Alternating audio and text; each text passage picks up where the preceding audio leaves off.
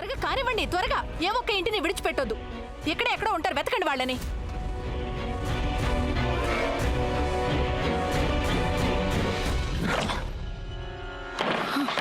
బయట గొడవేంటి?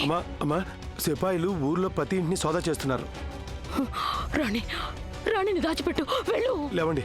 మేమెందుకు వెళ్ళాలి? రాణి ప్రశ్నలు అడుగు, చెప్పింది విను, పద. మరి రాజా? వెళ్ళు వెళ్ళు వెళ్ళు. ఏం జరిగినా సరే బయటికి రావద్దు. ఇంకో మాట, చప్పుడు చేయకుండా ఉండండి.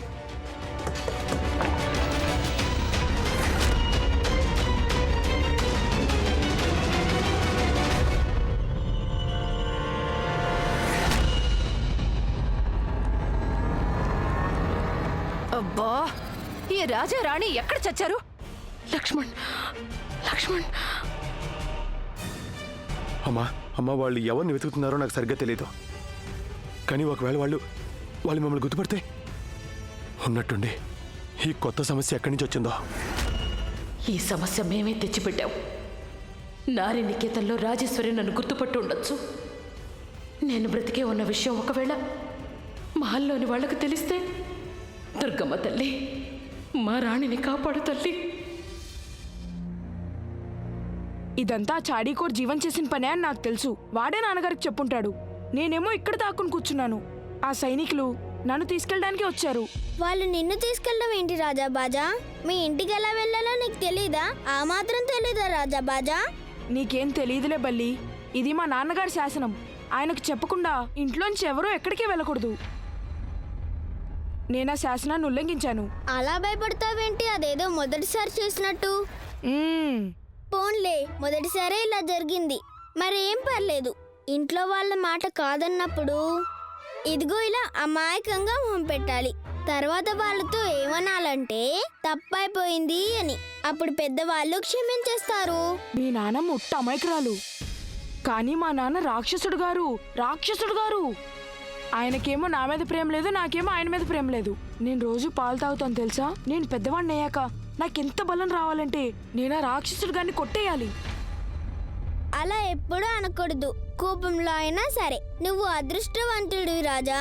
మీ ఇంట్లో అమ్మా నాన్న ఇద్దరు ఉన్నారు. మా ఇంట్లో నాకు అమ్మే లేదు. నేను ఎప్పుడూ మా అమ్మను చూడనే లేదు. అయినా నాకు అమ్మ గుర్తొస్తుంది. ఎంత కోపిష్టిదైనా సరే, పొద్దున్న లేవగానే నా చెంపలు రెండు వాయించినా సరే, నా చెవి మెలిపెట్టినా సరే, నాకంటే ఎక్కువగా కాళీప్రసాద్ని ప్రేమించినా సరే, కానీ అమ్ముంటే ఎంత బాగుండేదో కదా. నానమ్మ అంటుంది, అమ్మ నాన్నల దెబ్బలు అదృష్టం ఉంటేనే దొరుకుతాయని. బండరాయి మీద సుత్తితో కొడితేనే కదా విగ్రహం తయారయ్యేది. మీ నాన్నగారు నిన్ను ప్రేమిస్తున్నారు కనుకే నిన్నెప్పుడు తిడుతుంటారు. ప్రేమ ఉన్న చోట కోపం ఎక్కువసేపు నిలబడదు అంటారు. కాళీప్రసాద్ కూడా అన్నీ నేర్పించడానికి నేనెంత కోప్పడేదాన్నో. నా చేతి దెబ్బలతోనే వాడి తెలివి పెరిగింది. నువ్వు కూడా మీ నాన్నగారు చెప్పినట్టు మారిపోయావంటే అప్పుడు మీ నాన్నగారు నిన్ను ప్రేమగా చూసుకుంటారు.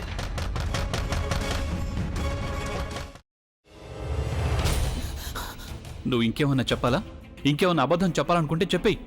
నేను చూడాలనుకుంటున్నాను నన్ను మోసం చేయడానికి నువ్వు ఎంత నీచానికి దిగజారగలవు అని. ఎందుకు ఆలియా, ఎందుకు నువ్వు ఇలా చేసావు? నీకు తెలుసు కదా, నానమ్మ తర్వాత నీ ఒక్కదానిని కదా నేను పూర్తిగా నమ్మేది. ఏమన్నావు నువ్వు? ఈ మధ్య అన్నిటినీ మర్చిపోతున్నావా? అది చాలు. వాటిలో ఉన్న శక్తి విషయాన్ని గ్రహించి మనకు వివరిస్తాయి.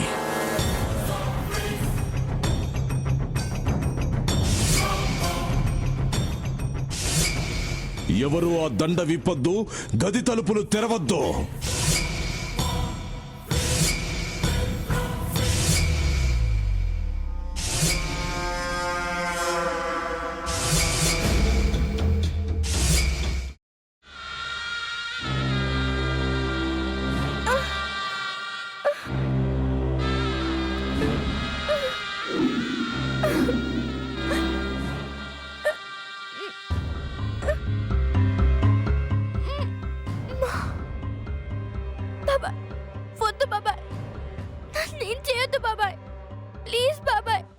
నీకు నిజం తెలిసినప్పుడే నా ఆలోచనలో నువ్వు చచ్చిపోయావు.